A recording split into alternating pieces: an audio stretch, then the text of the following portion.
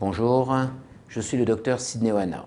Je suis chirurgien plasticien depuis une trentaine d'années et je vais vous expliquer la différence qui existe entre deux chirurgies cousines qui sont la chirurgie esthétique et la chirurgie réparatrice.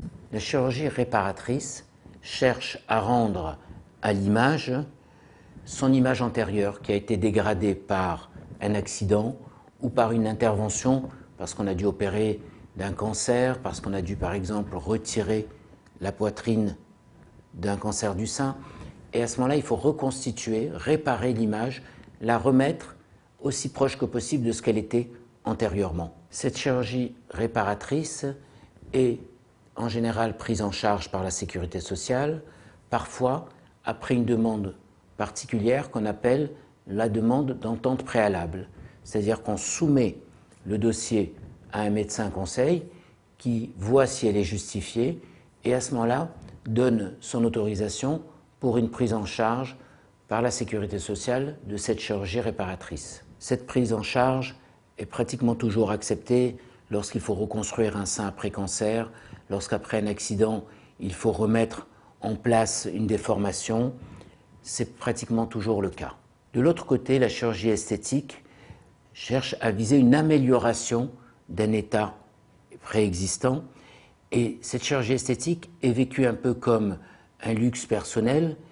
Une bosse sur le nez, ce n'est pas une maladie, donc l'enlever, c'est un désir personnel et il est convenu que la sécurité sociale, c'est-à-dire la collectivité, ne prenne pas en charge ces désirs d'amélioration personnelle que l'on inclut dans le cadre de la chirurgie esthétique.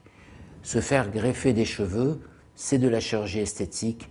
Retirer une bosse sur le nez ou passer d'un bonnet B à un bonnet C ou D, c'est un choix personnel qui n'est pas pris en charge par la collectivité et donc n'est pas considéré comme prise en charge par la sécurité sociale. Il existe quelques cas particuliers cependant. Les très grosses hypertrophies mammaires, c'est-à-dire les très gros seins, bonnet D, E, F, où on doit enlever une grosse partie de glande, on fait une entente préalable et on demande à la Sécu si ça peut être pris en charge parce que ça entraîne des désordres psychologiques chez la personne qui les porte, des douleurs dans le dos, donc ce sont des cas particuliers. De même qu'une éventration abdominale, c'est-à-dire un grand relâchement de la paroi abdominale dû à de multiples grossesses ou à des grossesses gémellaires, ou un tablier abdominal très important dû à un amaigrissement après un anneau gastrique de 30, 40, 50 kg. Ce sont des cas particuliers que l'on soumet au médecin conseil de la sécurité sociale.